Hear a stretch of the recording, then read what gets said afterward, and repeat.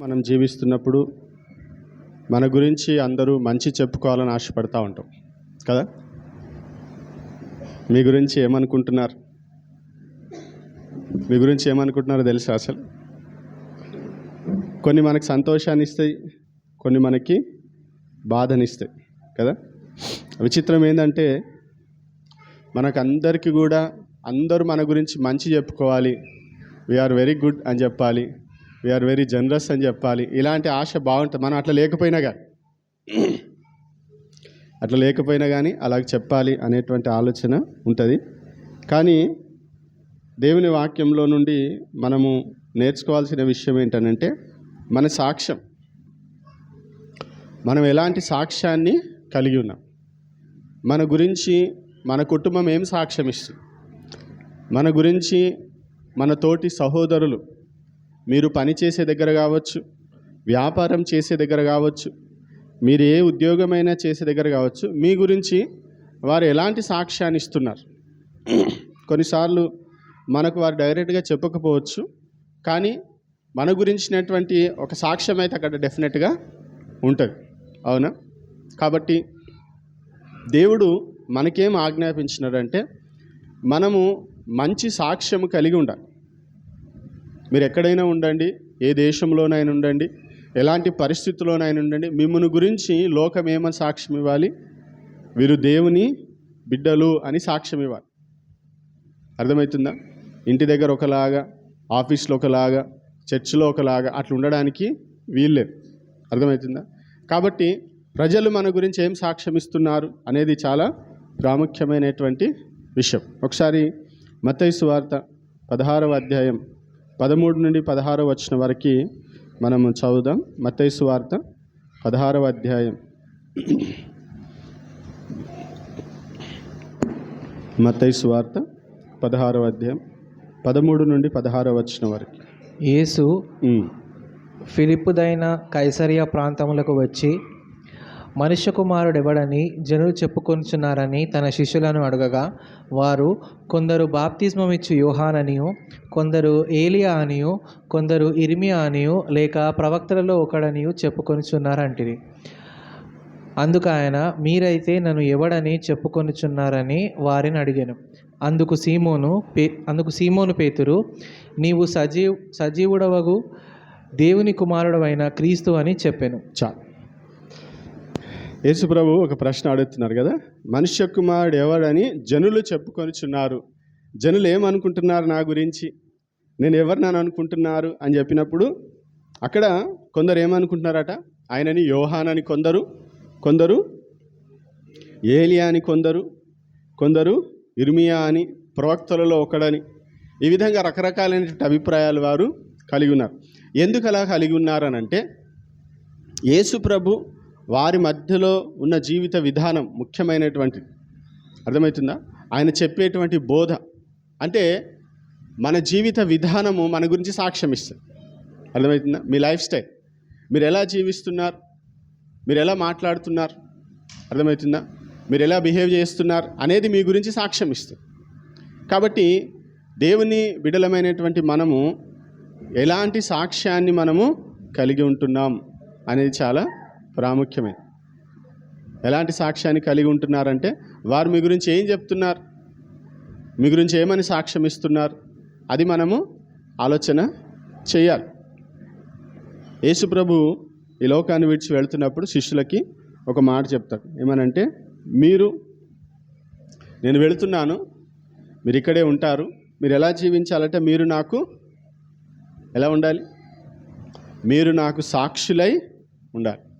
అర్థమవుతుంది? అంటే దేవుణ్ణి చూసిన వారిగా, దేవుణ్ణి అనుభవించిన వారిగా, దేవుని మార్గంలో నడిచిన వారిగా మిమ్మల్ని గురించి జనులు ఏం చేయాలి, సాక్ష్యం ఇవ్వాలి అని యేసుప్రభు వారికి ఆజ్ఞాపించి ఆరోహణమైనది. కానీ బాధాకరమైన విషయం ఏంటంటే ఈ రోజుల్లో అలాంటి సాక్ష్యాలు మనకి వినిపిస్తలేవు.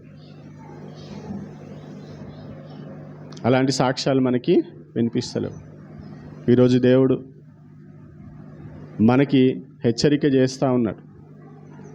మనం ఎలాంటి సాక్ష్యాలు కలిగి ఉంటున్నాం, మన కుటుంబమైనా పర్వాలా, మన కుటుంబం మన గురించి ఏమి సాక్ష్యం ఇస్తుంది అనేది మనం ఆలోచన చేయాలి. అయితే బైబిల్ గ్రంథంలో కొందరు వ్యక్తులని మీ ఎదుట నేను పెట్టాలని ఆశపడుతున్నాను. వారు ఎలాంటి సాక్ష్యాన్ని కలిగి ఉన్నారు? మనం అనొచ్చు పరిస్థితులు అందరికీ ఒకేలాగా ఉండవు కదా అని. వాస్తవమే. ఎవరి జీవిత విధానం వారికి ఉంటుంది, ఎవరి సమస్యలు వారికి ఉంటాయి, ఎవరి పరిస్థితులు వారికి ఉంటాయి. కానీ దేవునికి అన్నీ తెలుసు. అర్థమవుతుందా? మీరు ఏ పరిస్థితిలో ఉన్నారో దేవునికి తెలుసు. మిమ్మల్ని ఎవరి మధ్యలో ఉంచాడో దేవునికి తెలుసు. అర్థమవుతుందా? మీరేం ఫేస్ చేస్తున్నారు, మీరు ఎలాంటి ప్రెషర్ గుండా వెళుతున్నారో దేవునికి తెలుసు.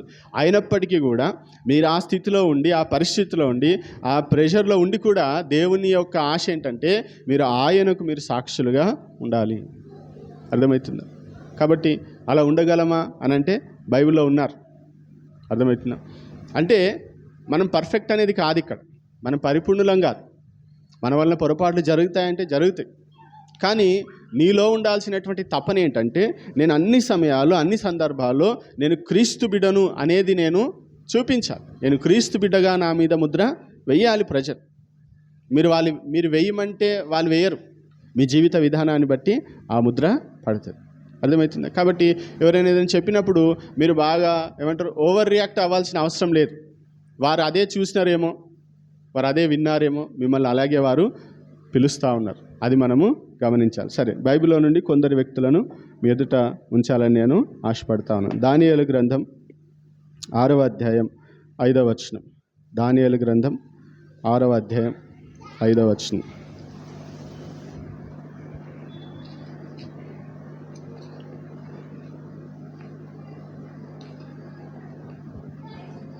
ఆరవ అధ్యాయం 5వ వచనం చదువు.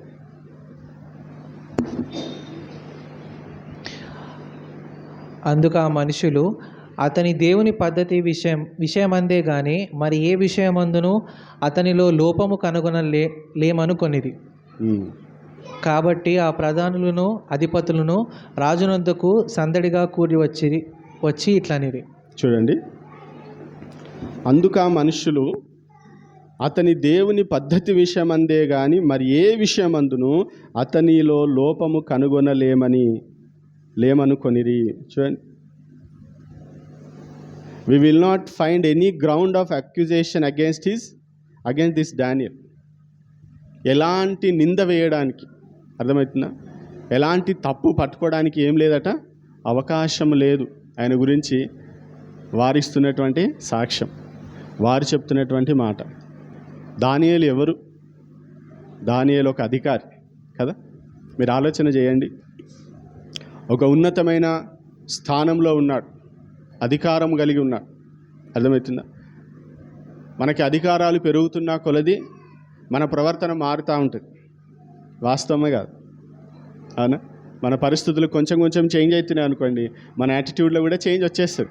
కానీ దానియేలు ఉన్నతమైన స్థానంలో ఉండి కూడా ఆయన ఎట్లా ఉన్నాడట, ఏ విషయమందు కూడా ఆయన నిందించే అవకాశం లేకుండా దేవుని కొరకు సాక్షిగా ఆయన ఉంటున్నాడు.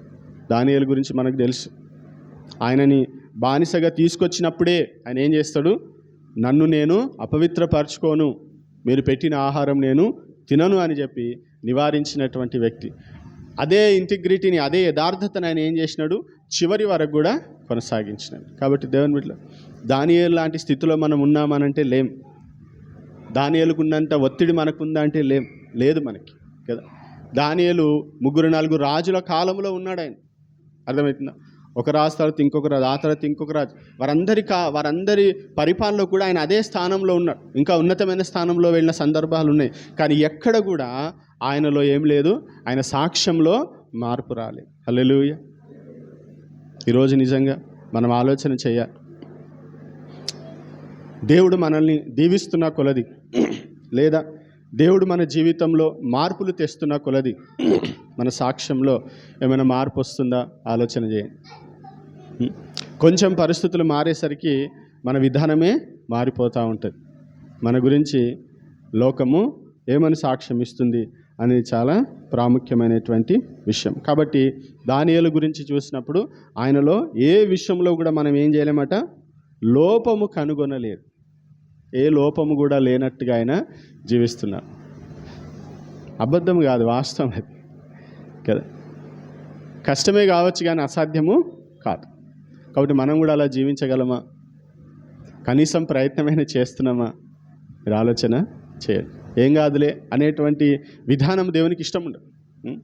ఎవరు చూస్తున్నారు, వాళ్ళేరా, మేముంటే ఏమవుతుంది, ఇటువంటి యాటిట్యూడ్తో మనం క్రీస్తు కొరకు సాక్షులంగా జీవించలేం. ఆదికాండం 41వ అధ్యాయం 38వ వచనం. ఆదికాండం 41వ అధ్యాయం 38వ వచనం. అతడు తన సేవకులను చూచి, ఇతని వలె దేవుని ఆత్మగల మనిషిని కనుగొనగలమా అని అనెను. చూడండి, ఎవరి మాట చెప్తున్నారు? ఈ సాక్ష్యం ఎవరిస్తున్నారు? చూడండి, ముందు వచనం చూస్తే ఉంటుంది కదా, ఫరో. అవునా? ఆ మాట ఫరో దృష్టికి అతని సమస్త సేవకుల దృష్టికి యుక్తమై ఉండను కనుక అతడు తన సేవకులను చూచి, అతడు అంటే ఫరో, అక్కడ ఉండేటువంటి సేవకులందరిని పిలిచి ఏమంటున్నాడు? ఇతని వలె దేవుని ఆత్మగల మనుష్యుని కనుగొనగలమా? దేవుని ఆత్మగల మనిషి అని సాక్ష్యం ఇస్తున్నాడు. ఎవరి గురించి? యోసేపు గురించి. యోసేపు ఎవరు? ఒక సాధారణంగా బానిసగా ఆ దేశానికి వచ్చినటువంటి వ్యక్తి, అవునగా? ఆయన ఆ సమయంలో వాస్తవం చెప్పాలంటే చెరసాలలో ఉన్నాడు. ఆయన మీద నింద వేయబడ్డది, చెరసాలలో ఉన్నాడు. మనకి ఫ్రస్ట్రేషన్ వస్తాయి కదా, మనం చేయని తప్పు మన మీద వేసినప్పుడు. చేసిన తప్పు అంటే కూడా కోపం వస్తుంది కొందరు, కానీ చేయని తప్పు మన మీద వేసినప్పుడు మనకి ఇంకెక్కువ ఆవేశం, కోపం వస్తూ ఉంటుంది. మనం ఒప్పుకోం అసలు. అలాంటి పరిస్థితుల్లో మనము ఏం మాట్లాడతాం మనకే తెలియదు. కానీ ఆయన జీవితంలో అంతా కూడా ఒత్తిడి ఉంది, ప్రెషర్ ఉంది కదా. తన సొంత వాళ్ళే తనను అమ్మేస్తారు, చంపాలనుకుంటారు కానీ అమ్మేస్తారు. బానిసగా ఉండాల్సి వచ్చింది, ఒకరింట్లో పనివాడిగా ఉండాల్సి వస్తుంది. చేయని నేరం తన మీద పడ్డది. ఇలాంటి పరిస్థితుల్లో కూడా ఆయన ఆత్మలో ఏముందట? ఎలాంటి మార్పు లేదు. దేవుని ఆత్మగల మనిషిని మనము కనుగొనగలమా? దేవుని బిడ్డలారా, మన గురించి ఇలాంటి సాక్ష్యం చెప్తారు ఎవరైనా? వీరిలో ఏముంది? దేవుని ఆత్మ ఉంది. అర్థమైంది? దేవునిలాగా ఆలోచిస్తారు, దేవునిలాగా ఎదుటి వ్యక్తి గురించి చింతిస్తారనేటువంటి సాక్ష్యము మనలో ఎంతమందికి ఉంది అనేది మనము ఆలోచన చేయాలి. యోసేపు గురించి ఒక అన్యుడు, ఒక ఫరో చెప్తున్నాడు, దేవుని ఆత్మ కలిగిన ఈ మనుష్యుడు. వాస్తవం చెప్పాలంటే అక్కడ జరిగినటువంటి సందర్భం అది మనుషుల వలన బయలుపరచబడేది కాదు. ఆ జ్ఞానం మనుషుల ద్వారా వచ్చింది కాదు, అది దేవుని ద్వారానే వచ్చినటువంటి. ఆయన ఆ విధంగా ఉన్నాడు కాబట్టి, దేవుని కొరకు నమ్మకంగా ఉన్నాడు కాబట్టి దేవుడు ఆయనను ఏం చేస్తున్నాడు? హెచ్చిస్తూ ఉన్నాడు. మనం చాలాసార్లు పరిస్థితులు ప్రతికూలంగా ఉన్నప్పుడు మన నమ్మకత్వం అనేది ఎటో వెళ్ళిపోతుంది అనమాట. నమ్మకం లేదు, గిమ్మకం లేదు, ఇక్కడ అన్ని పరిస్థితులు మంచిగా లేవు, ఇట్లయితేనే మనం సర్వైవ్ అవుతామంటారు చాలామంది కదా. ఈ విధంగా ఉంటేనే మనం ముందుకు వెళ్ళగలం, లేకపోతే వెళ్ళలేమంటారు. ముందుకు వెళ్ళకపోయినా పర్వాలేదు, కానీ సాక్ష్యం పోతే మళ్ళీ రాదు. అర్థమవుతుంది? యోసేపు జీవితంలో ఒక అద్భుతమైనటువంటి మాదిరి, అన్ని ఏరియాస్లో ఒక గొప్ప మాదిరిగా ఎవరున్నారంటే యోసేపే. ప్రతికూలమైన పరిస్థితుల్లో సొంత వారి ద్వారా ఆయన వ్యతిరేకత ఎదుర్కొన్నాడు. అవును, తన సొంత అన్నల ద్వారా, నమ్మకంగా ఉన్నటువంటి యజమాని ద్వారా.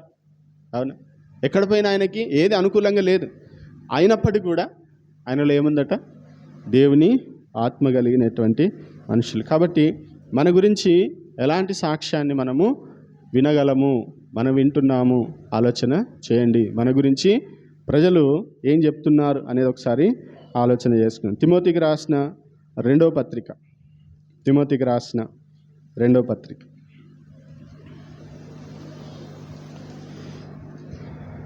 మొదటి అధ్యాయం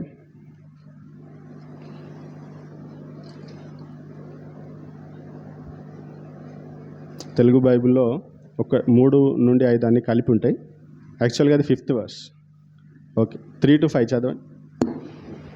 నా ప్రార్థనల యందు ఎడతెగక నిన్ను జ్ఞాపకం చేసుకొనుచు నీ కన్నీళ్లను తలచుకొని నాకు సంపూర్ణ ఆనందము కలుగుటకై నిన్ను చూడవలనని రేయింబగలు ఆపేక్షించుచు నీ అందున్న నిష్కపటమైన విశ్వాసమును జ్ఞాపకము చేసుకొని నా పితురాచార ప్రకారము నిర్మలమైన మనసాక్షితో నేను సేవించుచున్న దేవుని ఎడల కృతజ్ఞుడనై ఉన్నాను. ఆ విశ్వాసము మొదట నీ నీ అవ్వ అయిన లోయిలోను నీ తల్లి అయిన యూనికేలోను వసించెను, అది నీయందు సహా వసించుచున్నదని నేను రూఢిగా నమ్ముచున్నాను. చూడండి, తిమోతి యొక్క తల్లి, తిమోతి వాళ్ళ యొక్క అమ్మమ్మ, అవునా? వారి గురించి పౌలు ఇస్తున్నటువంటి సాక్ష్యం ఏంటి తెలుసా? వారు ఎలాంటి వారట? ఆ విశ్వాసము మొదట నీ అవ్వ అయిన లోయలోను నీ తల్లి అయిన యునీకేలోను నివసించు. అంటే వారి జీవితం ఎలా ఉందట? విశ్వాసంతో కూడినటువంటి జీవితం. అర్థమవుతుందా? వారు ఆ సమయానికి ఉన్నారో లేదో మనకు తెలియదు, కానీ మొత్తానికైతే పౌలు బహుశా వారిని గురించి ఆయన చూసి ఉండొచ్చు లేదా విని ఉండొచ్చు.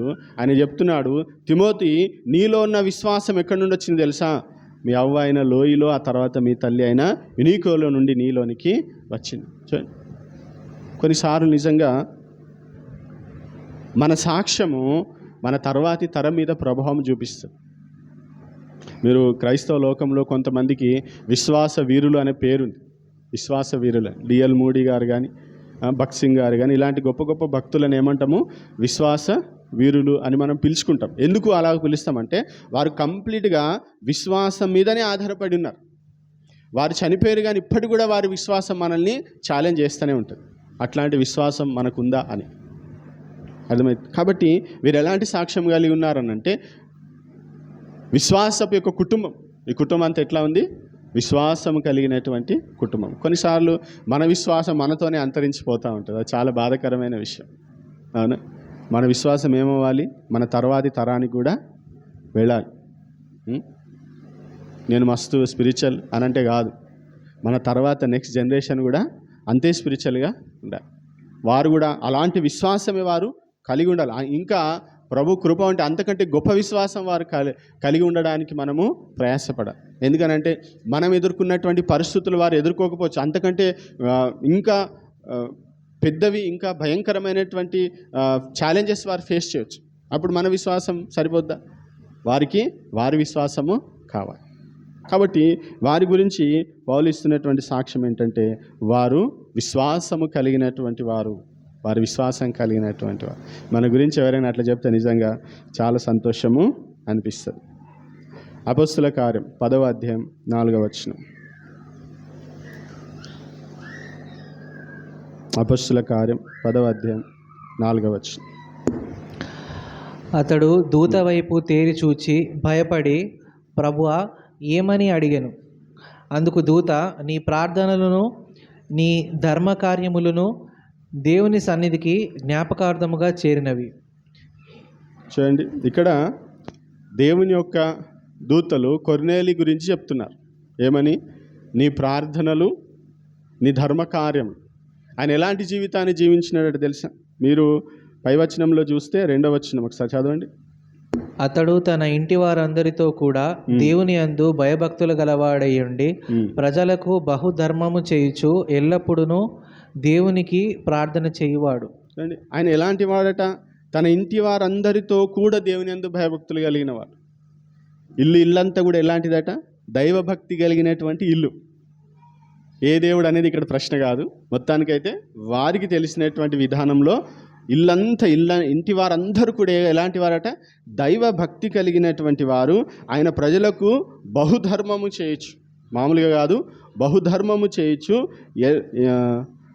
ఎల్లప్పుడూ దేవునికి ప్రార్థన చేసేటువంటి వాడు. భయభక్తులు గలవాడు, ధర్మము చేసేటువంటి వాడు, ఇంకేంటిది? ప్రార్థన చేసేటువంటి వాడు. ఈ కుటుంబము ఏమని సాక్ష్యం ఇవ్వాలి? భయభక్తులు గల కుటుంబం. ఈ కుటుంబంలో ఎప్పుడు ఏం జరుగుతాయి? ప్రార్థనలు జరుగుతాయి అని సాక్ష్యం అయితే ఎంత బాగుంటుంది కదా, వినడానికి ఎంత బాగుంది. అది మన గురించి అయితే ఇంకెంత బాగుంటుంది. ఆలోచన చేయి. కొర్నేలి కుటుంబం గురించి దేవుని దూత చెప్తుంది, నీ ధర్మ కార్యాలు, నీ ప్రార్థనలు వినబడ్డాయి, సత్యంలోకి నడిచే అవకాశం ఇప్పుడు నీకు వచ్చింది. సరే, ఆ సందర్భం మీకు అందరికీ తెలుసు అనుకోండి. కాబట్టి ఆయన ఒక అన్యుడు, విగ్రహారాధికుడు. కానీ ఆయన జీవించిన జీవిత విధానము ద్వారా ఆయన ఏం చేస్తున్నాడు? తాను తన కుటుంబం అంతటికీ ఆయన రక్షణలోని తీసుకురావడానికి ఆయన కారకుడైనట్టుగా మనము చూస్తున్నాం. కాబట్టి లీడర్, కుటుంబానికి మీరు యజమాని అయితే మన బాధ్యత ఏంటో తెలుసా? కుటుంబం అంతా కూడా భయభక్తులు కలిగి నడుచుకునేటట్టు చూడాల్సిన బాధ్యత మన మీద ఉంటుంది. తల్లి కావచ్చు, తండ్రి కావచ్చు, పెద్దవారు ఎవరైనా సరే. అలా లేదు అని అంటే కొంచెము ఆలోచించాల్సిన విషయమే. రోమిలకు రాసిన పత్రిక 16వ అధ్యాయం మొదటి 2 వచనాలు, కొంచెం ఫాస్ట్గా వెళ్దాం. రోమిలకు రాసిన పత్రిక 16వ అధ్యాయం మొదటి 2 వచనాలు. కేంక్రేయలో ఉన్న సంఘ పరిచారకులకు ఫీబే అను మన సహోదరిని పరిశుద్ధులకు తగినట్టు ప్రభునందు చేర్చుకొని ఆమెకు మీ వలన కావలసినది ఏదైనా ఉన్న ఎడల సహాయము చేయవలనని ఆమెను గూర్చి మీకు సిఫారసు చేయుచున్నాను. ఆమె అనేకులకును నాకును సహాయురాలై ఉండెను. ఫీబే నాకు సహాయకురాలు. ఫీబే గురించి ఏం సాక్ష్యం ఇస్తున్నాడు? ఫీబే మంచి పరిచారకురాలు, ఆమె సహాయం చేసేటువంటిది. బాగుంది కదా? మీ గురించి చెప్తారు ఎవరైనా? మంచి పరిచారకురాలు ఉన్నారా? చర్చిలో ఉన్నారు కదా. కెంక్రేయలో ఉన్న వారికి రాస్తున్నాడు, వేరే వారికి ఈ ఫీబే గురించి ఆయన రాస్తున్నాడు. మన సహోదరి పరిశుద్ధులకు తగినట్టుగా ప్రభువునందు చేర్చుకోండి. ఆమె చిన్నామె కాదు, ఆమె చేస్తున్నటువంటి పరిచర్య, ఆమెకి అప్పగించిన పరిచర్య పరిచారకురాలుగా ఉంది కావచ్చు, కానీ ఆమె అర్హురాలు. అర్థమవుతుందా? మీరు ఆమెని తగినట్టుగా చేర్చుకోండి. ఆమెను గూర్చి నేను ఏం చేస్తున్నా? సిఫారసు చేస్తున్నా. ఆమె అనేకులకును నాకును సహాయకురాలై ఉంటుంది. ఎంత మంచి సాక్ష్యం కదా! ఎవరికైనా సహాయము చేసేటువంటి సాక్ష్యము ఫీబే కలిగి ఉంది. ఆమె పరిచారకురాలు అంటే దేవుని యొక్క మందిరంలో పరిచర్య చేసేటువంటి వారు. దేవుని మందిరంలో పరిచర్య అంటే కేవలం వాక్యం చెప్పడము, ప్రార్థన చేయడం, కేవలం స్పిరిచువల్ యాక్టివిటీసే కదా. పాటలు పాడడం, ఆరాధన నడిపించడం, వాయిద్యాలు వాయించడం, ఇది మాత్రమే కదా. చాలా ఉంటాయి సంఘం అన్నప్పుడు. అర్థమవుతుందా? మీరు వంట వడ్డించడమైనా కావచ్చు, చర్చ్ చూడడమైనా కావచ్చు, కార్పెట్లు తీయడమైనా కావచ్చు, అన్నీ వస్తాయి. మంచి పరిచారకులు అనేది కూడా గొప్ప ఘనత. అది అలాంటి సాక్ష్యము ఫీబే పొందుకున్నట్టుగా మనం చూస్తున్నాం. అలాగే 4వ వచనం చూడండి, 16:4. వారు నా ప్రాణము కొరకు తమ ప్రాణములను ఇచ్చుటకైనను తెగించిరి. మరియు వారి ఇంట ఉన్న సంఘమునకు వందనములు చెప్పుడి. నేను మాత్రము కాదు, అన్యజనులలోని సంఘముల వారందరూ వీరికి కృతజ్ఞులై ఉన్నారు. చాలు. ఎవరి గురించి చెప్తున్నారు? అది ఎవరి గురించి చెప్తున్నా? అకుల, ప్రిస్సిల్లా. వీరు ఎలాంటి వారు? వీరి గురించి ఏం సాక్ష్యం ఇస్తున్నాడు తెలుసా? నా ప్రాణము కొరకు తమ ప్రాణములను ఇచ్చుటకైనను తెగించిరి అనే మాట. అసలు ఎంత కదా! అంటే అవసరమైతే నా ప్రాణానికి వారు ప్రాణము అడ్డు వేసేటువంటి అంత ప్రేమ కలిగినటువంటి వారు. యోహాను సువార్తలో దేవుడు చెప్తాడు కదా, నిజమైన స్నేహితుడు ఎవడట? తన స్నేహితుని కొరకు ప్రాణం పెట్టేటువంటి. ఇప్పుడు ప్రాణం తీసే వాళ్ళే ఉన్నారు, పెట్టేవాళ్ళు ఎక్కడున్నారు కదా? మన యేసు ప్రభు మన కోసం ప్రాణం పెట్టి, ఆయన మన మంచి స్నేహితుడు కాబట్టి, అవునా, మనల్ని ఎంతగా ప్రేమిస్తున్నాడంటే మన కోసము ఆయన ప్రాణం పెట్టి. ఈ రోజుల్లో ఉన్నారు అట్లా. అప్పుడు ఉన్నాడు అకుల, ప్రిస్కిల, వారిద్దరు భార్యాభర్తలు. వారి గురించి సాక్ష్యం ఇస్తున్నాడు పౌలు. వారు ఎలాంటి వారు తెలుసా? వారు దేనికైనా కానీ తెగించినారు. అపొస్తలుల కార్యం 9వ అధ్యాయం 36వ వచనం, 39వ వచనం. అపొస్తలుల కార్యములు 9వ అధ్యాయం 36, 39వ వచనం. మరియు యొప్పేలో తబిత అను ఒక శిష్యురాలు ఉండెను. ఆమెకు భాషాంతరమున దోర్కా అని పేరు. ఆమె సత్క్రియలను ధర్మకార్యములను బహుగా చేసి ఉండెను. 39వ. పేతురు లేచి వారితో కూడా వెళ్ళి అక్కడ చేరినప్పుడు వారు మేడగదిలోనికి అతనిని తీసుకొని వచ్చిరి.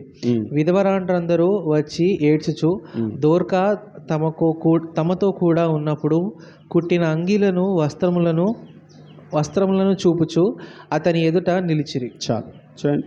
దొర్కా, తబిత, యొప్పేలో తబిత అని ఒక శిష్యురాలు. ఈమె ఎవరట? శిష్యురాలు. ఆదిమ సంఘంలో అందరిని శిష్యులు అనేవారు. దేవునికి ఎవరు కావాలి? శిష్యులు కావాలి కదా. మనం అందరం ఏమవ్వాలి? శిష్యులం అవ్వాలి కదా.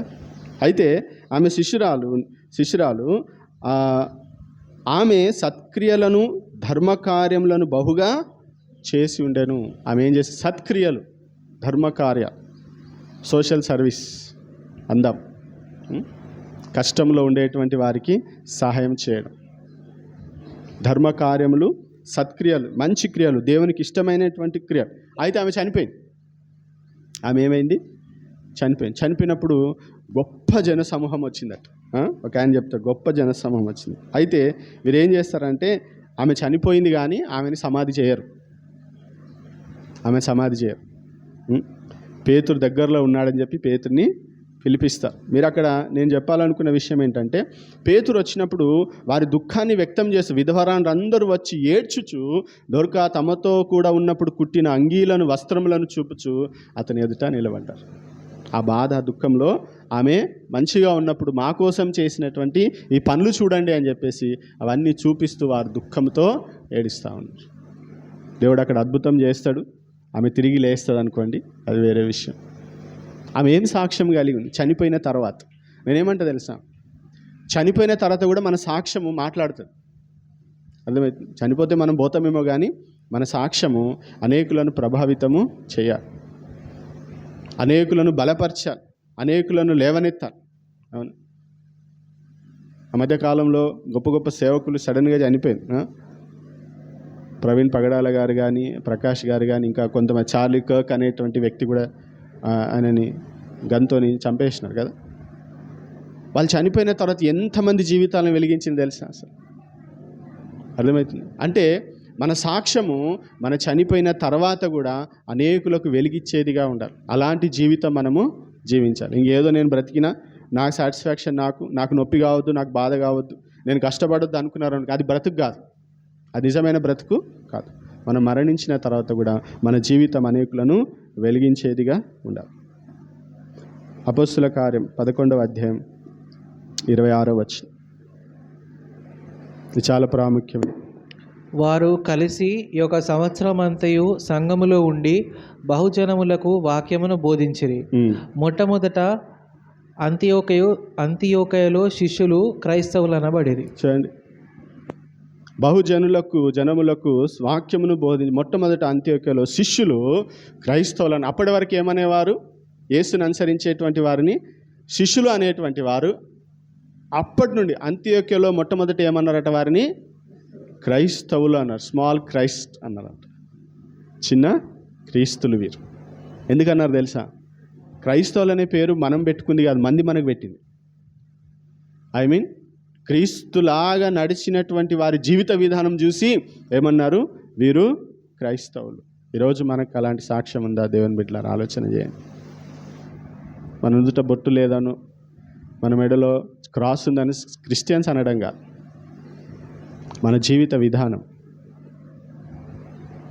యూదులు బొట్టు పెట్టుకుంటారా? పెట్టుకోరుగా.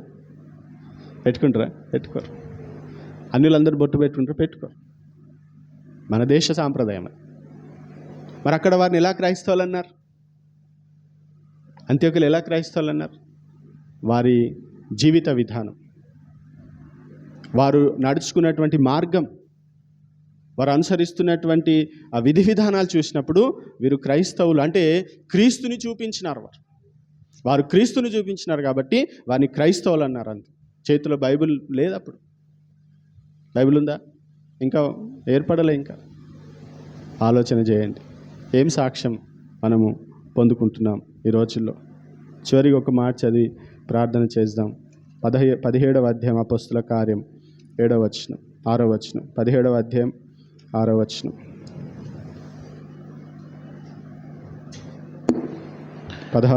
17వ అధ్యాయం 6వ వచనం అపోస్తుల కార్యం.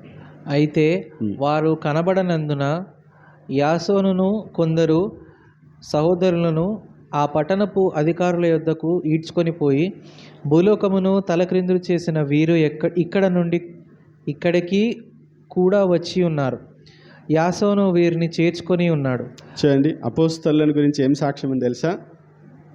భూలోకమును తలక్రిందులు చేసిన వీరు. ఏమని చెప్తున్నారట? భూలోకాన్ని తలక్రిందులు చేసిన వారు వీరు. ఎలా చేసినారు? దేవుని యొక్క సువార్త ప్రకటించి. అర్థమవుతుందా? వారు ఏం చేయలే. నిజంగా చెప్పాలంటే వారు కేవలం దేవుని ప్రేమను ప్రకటించినారు. మొత్తం అంతా అల్లకల్లోలం. ఇన్ని సంవత్సరాలు వారు జీవించిన జీవిత విధానానికి వ్యతిరేకమైనటువంటి బోధ. మీరు ఇలా ఉండకూడదు, ఇలాంటి జీవిత విధానం సరైనది కాదు, దేవుడు దాన్ని ఖండిస్తాడు, దేవునికి ఇష్టం లేదని వారు ధైర్యంగా ప్రకటించినారు. మొత్తము జీవితాలన్నీ కూడా భూమియే తలక్రిందులయ్యేట్టుగా వారు దేవుని యొక్క పరిచర్య చేసినారు. కాబట్టి ఇది కూడా వారు చెప్పుకుంది కాదు, ఇక్కడ చెప్పినటువంటి విషయాలు ఏవి కూడా తమను గురించి తాము చెప్పుకుంది కాదు, ఇతరులు వారి గురించి సాక్ష్యం ఇచ్చినారు, ఇతరులు వారి గురించి సాక్ష్యం ఇచ్చినారు. కాబట్టి ఈరోజు దేవుని సన్నిధిలో కూర్చున్నటువంటి మన గురించి ఏం సాక్ష్యం మనము వింటున్నాం, మనం ఎలాంటి సాక్ష్యాన్ని కలిగి ఉన్నాం, మీరు ఒకసారి ఆలోచన చేయండి. మీకు కొన్నిసార్లు షాక్ కలగవచ్చు, కొన్నిసార్లు బాధ కూడా కావచ్చు, కానీ వాస్తవం అది. అర్థమవుతుందా? మన గురించి ప్రజలు ఏం సాక్ష్యం ఇస్తున్నారు అనేది మనము ఆలోచన చేయాలి. దేవుని బిడ్డలారా, పరిస్థితులు ఏ విధంగా ఉన్నాయనేది మనకు అనవసరం. దేవుడు నేను ఎందుకు ఏర్పాటు చేసుకునేది అనేదే మనకి అవసరం. నేను దేవుడు ఎందుకు ఏర్పాటు చేసుకున్నాను, మన సత్క్రియలను చూసి దేవుణ్ణి మహిమపరచాలని ఏర్పాటు చేసుకున్నాడు దేవుడు. నువ్వు లోకానికి వెలుగుగా ఉండాలి, అర్థమైంది, నువ్వు లోకానికి ఉప్పుగా ఉండాలని దేవుడు నిన్ను ఏర్పాటు చేసుకున్నాడు. కానీ నువ్వేమో దేవునికి అవమానం తెచ్చే విధంగా నువ్వు ఉంటున్నావేమో ఆలోచన చేయాలి. మనం దేవుని ఎప్పుడైనా సరే ఏ పరిస్థితుల్లో ఒకటే గుర్తుపెట్టుకోవాలి, first we are children of God. మొట్టమొదట మనం దేవుని బిడ్డలం, ఆ తర్వాతనే ఏదైనా. అర్థమైంది, ఆ తర్వాతనే ఏదైనా. మీరు దాని వెనకాల మీరు ఈ దేశం అని పెట్టుకోండి, రాష్ట్రం అని పెట్టుకోండి, కులం పెట్టుకోండి, మతం తర్వాత సంగతి. మొట్టమొదట మనం ఏంటిది, మనం దేవుని బిడ్డలము అనే విషయాన్ని మనం ఎప్పుడు మర్చిపోవద్దు. ఏ పరిస్థితిలో ఉన్న ఆ విషయాన్ని మనము మర్చిపోదు. కాబట్టి దేవుని బిడ్డల్లాగా ప్రవర్తించినప్పుడు అద్భుతమైన సాక్ష్యము మన గురించి కూడా మనము వినగలం.